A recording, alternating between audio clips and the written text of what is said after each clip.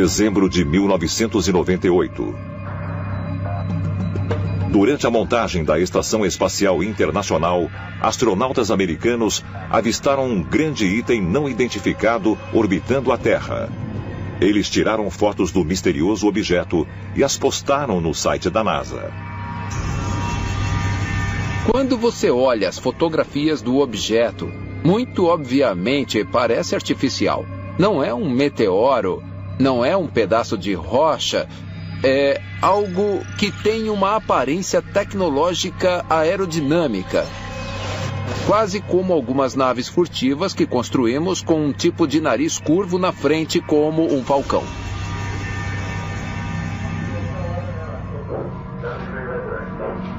Curiosamente, oficiais da NASA rapidamente removeram as fotos e alegaram que o objeto nada mais era que escombros espaciais. Provavelmente, um cobertor térmico que inadvertidamente se desprendeu da estação espacial. Mas alguns pesquisadores independentes não estão convencidos e sugerem que pode ser a última evidência do satélite Cavaleiro Negro, que foi manchete 3 anos antes que o primeiro satélite feito pelo homem fora lançado em órbita. Em 1954, tanto o San Francisco Examiner como o Aviation Week Journal publicaram artigos detalhando o que pareciam ser satélites artificiais orbitando a Terra. Chocou muita gente porque, apesar de o conceito dos satélites ser conhecido, ninguém no planeta estava lançando satélites. A história decolou com um homem chamado Major Donald Cahill. Ele anteriormente pertencia às Forças Armadas e escreveu vários livros sobre OVNIs. Uma das coisas que Cahill escreveu foi como supostamente alguns militares disseram a ele que as Forças Armadas americanas estavam seguindo 1 ou 2 satélites desconhecidos de tamanho extraordinário na órbita da Terra. Ninguém sabia o que eles eram. Isso foi muito antes do Sputnik, o primeiro satélite lançado pelos russos. E deu origem à ideia de que eles eram extraterrestres.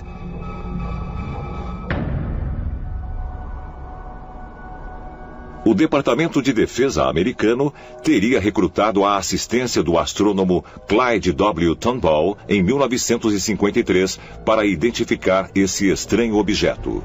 No entanto, suas conclusões nunca foram tornadas públicas. Com base em sua aparência no radar nos anos 1960, cientistas estimaram que o misterioso satélite pesava mais de 10 toneladas. Não só várias vezes maior do que qualquer programa espacial no mundo todo era capaz de lançar, como também parecia se deslocar em uma órbita artificial, circulando a Terra de polo a polo.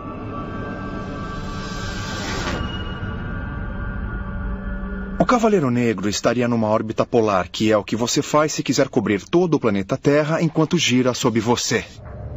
Satélites meteorológicos, satélites espiões são comumente postos nessa órbita polar para cobrir toda a superfície da Terra. Isso implica que é um objeto artificial.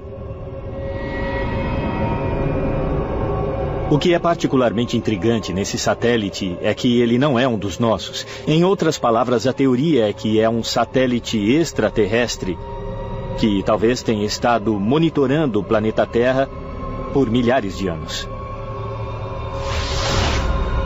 Nos anos 1930, os operadores de rádio RAM afirmaram que estavam captando sinais de rádio do espaço sideral. E o próprio Nikola Tesla afirmou que estava captando sinais de rádio de Marte. Então temos que questionar. Os operadores de rádio RAM e até Nikola Tesla estavam captando sinais dessa nave extraterrestre orbitando o nosso planeta?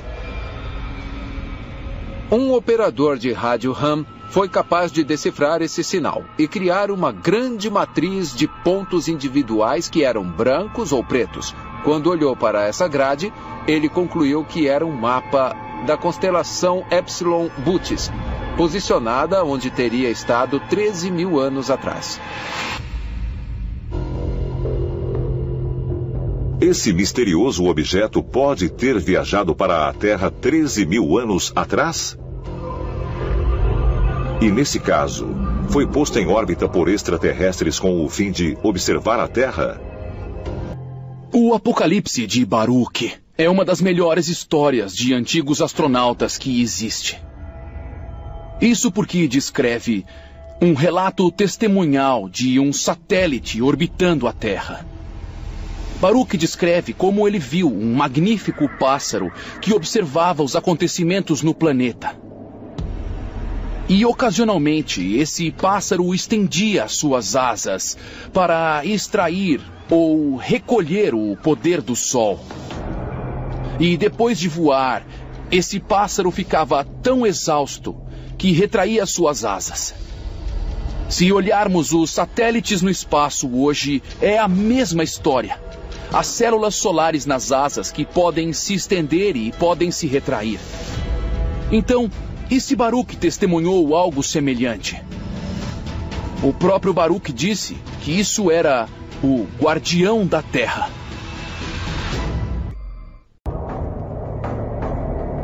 Em 1946, um ano depois do fim da Segunda Guerra Mundial, o governo norte-americano lançou sua própria missão em larga escala para a Antártida. A Operação High Jump enviou 4.700 tropas, 13 navios, um porta-aviões e um grande número de hidroaviões para a Antártida. Embora o governo tenha negado àquela época, soube-se posteriormente que um dos objetivos primários da operação era estender a soberania dos Estados Unidos sobre as maiores áreas utilizáveis do continente antártico. A Marinha dos Estados Unidos então enviou o que foi praticamente uma flotilha de navios armados para a Antártida, na Operação High Jump. Existem histórias bem estranhas que, por fim, surgiram sobre a expedição, que terminou bem rapidamente. Havia a história de uma nave surgindo das águas ao lado dos navios e de veículos parecidos com disco voador. Discos voadores surgiam das águas e lançavam neles algum tipo de feixe de luz, que literalmente cortava os navios ao meio. Do céu, eles atacavam os aviões e eles viajavam tão rapidamente que era quase impossível prever visualmente aonde os discos iam. Então, a frota norte-americana teve que retornar aos Estados Unidos totalmente arrasada e destruída. É ainda um mistério todas as atividades que ocorreram na Antártida. É preciso perguntar se o exército americano e outros governos também tiveram conhecimento das estruturas embaixo do gelo, das pirâmides cobertas de gelo. E talvez eles sabiam que existe algum tipo de civilização antiga congelada embaixo do gelo da Antártida. É possível que embaixo do gelo estejam as chaves para, na verdade, nós nos salvarmos e recuperarmos o nosso passado remoto. Podemos chegar a uma situação em que não vai ser mais possível encobertar isso. Uma situação em que ruínas visíveis, pirâmides gigantescas, obeliscos gigantescos vão começar a apontar em meio ao gelo. E quando isso acontecer, o jogo acaba.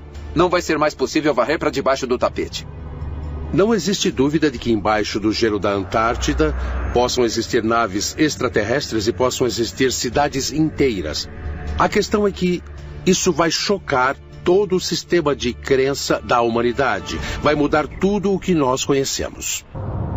O cataclismo que teria modificado a Antártida teria destruído a civilização que habitava lá. E então, no final, todas as construções e pirâmides que estavam lá ficaram cobertas de gelo. Então, o conceito de que a Antártida está escondendo, embaixo do seu gelo, alguma civilização antiga, é uma ideia muito intrigante, que pode muito bem ser verdade. É exatamente o que levou outra força de ocupação aos litorais congelados: os nazistas. Hamburgo, Alemanha, dezembro de 1938. Com 4 anos de reinado como Führer, Adolf Hitler estava começando a estabelecer sua total ditadura ao assumir o controle direto do exército alemão.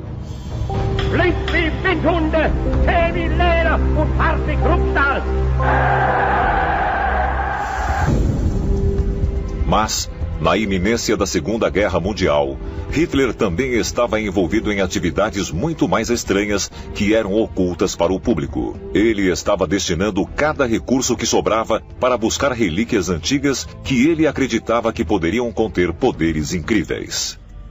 Em 17 de dezembro, o cargueiro alemão MS Schwabenland partiu em uma dessas missões ultra-secretas. Há rumores de que o navio tinha 33 membros, dentre eles cientistas, especialistas militares, construtores e membros importantes da sociedade Thule, um grupo de elite associado com os nazistas que se dedicava ao misticismo e ao ocultismo. 32 dias depois, eles chegaram ao seu destino, a Antártida.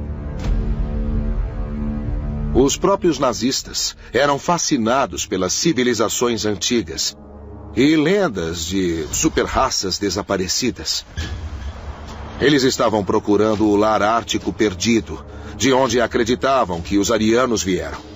Eles estavam revirando o mundo todo, e isso incluía a Antártida. A sociedade Thule, na verdade, acreditava que existiam místicos ou médiuns que eram capazes de se comunicar com seres que declaravam ser de origem extraterrena, ou que declaravam pertencer à civilização que habitava o interior da Terra. Eles deram muita informação sobre a construção de veículos aeroespaciais avançados, discos voadores. E eu acho que é aí que o Partido Nazista de Hitler conseguiu muitas das informações sobre a Antártida. Informação de que na Antártida existe uma civilização antiga, ou bases onde poderiam encontrar muitas tecnologias avançadas. Durante o tempo que passaram na Antártida, acredita-se que os nazistas mapearam, pelo ar, as enormes faixas de terra congelada. Então que os nazistas também estabeleceram um elaborado quartel general subterrâneo, conhecido como Base 211.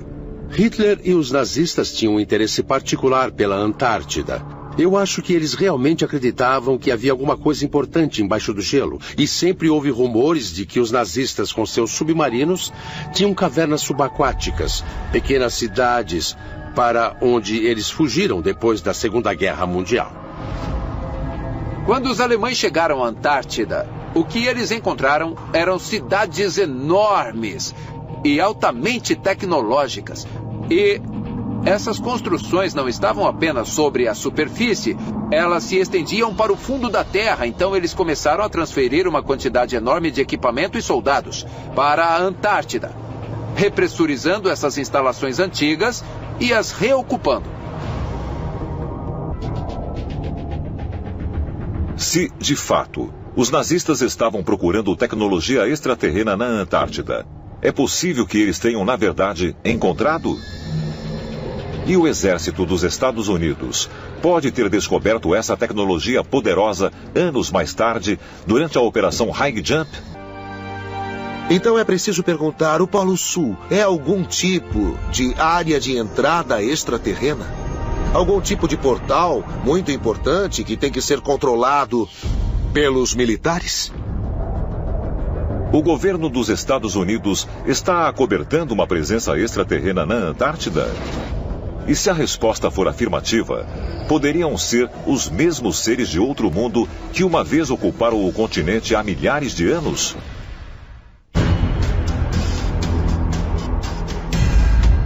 Antártida Oriental, outubro de 2015. Os cientistas da NASA anunciaram que, apesar de terem pensado de outra maneira durante anos, eles agora estavam descobrindo que o gelo nesta região está, na verdade, crescendo, em média, 82 bilhões de toneladas por ano. A nevada está atualmente acrescentando gelo na maior parte do continente. Mas, ao mesmo tempo, as geleiras estão rapidamente derretendo ao longo da costa da Antártida Ocidental. Os cientistas calculam que desde 2009, até 60 quilômetros cúbicos de gelo, o equivalente a 70 mil prédios como o Empire State, estão desaparecendo no oceano a cada ano. Mas por que o gelo aqui está derretendo, sendo que está crescendo por todo o resto do continente? Nós vemos imagens na televisão de calotas de gelo derretendo e caindo no oceano. Mas Isso, na verdade, ocorre apenas em algumas áreas onde as calotas de gelo estão de fato derretendo. O que é muito estranho é que existem vários fatores para que o gelo na Antártida possa, de fato, estar crescendo e se expandindo. E isso é muito estranho. Não podemos descartar a possibilidade de que, em certos casos, pode haver cidades inteiras que foram construídas no subsolo e que podem até mesmo ser ativamente mantidas por extraterrestres. Conforme essas cidades são alimentadas de energia ou se expandem em tamanho, elas acabam produzindo algum tipo de calor. E esse calor, por sua vez, está derretendo o gelo acima delas. Se existem coisas embaixo de quilômetros de gelo na Antártida, então isso significa que tem que ter sido formado antes da última era do gelo. Então o que poderemos encontrar lá? Resquícios de uma civilização perdida? Talvez até mesmo ferramentas usadas para erigir essas civilizações. O que realmente existe debaixo do gelo e da neve na Antártida? Esse continente congelado já esteve coberto com vegetação viçosa, assim como as pirâmides que são anteriores às do Egito? E se os extraterrestres realmente habitaram a Antártida? Esses visitantes de outro mundo poderiam ainda estar escondidos lá hoje? Talvez um dia, em breve, nós descobramos o que o gelo da Antártida esconde há milhares de anos. E isso finalmente evidencia a verdade sobre o nosso passado alienígena.